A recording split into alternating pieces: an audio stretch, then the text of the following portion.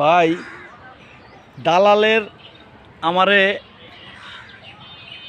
4 লাখ টাকা খরচ করিয়া ভাই উগান্ডায় পাঠাইছে ভাই। দেখেন উগান্ডার অবস্থা দেখেন ভাই।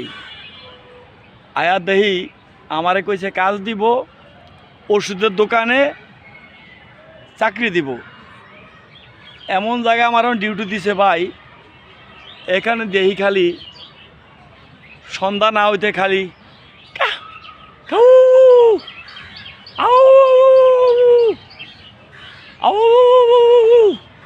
ভাই কি চাকরি করুম, সন্ধ্যা না হইতে খালি ডর লাগে।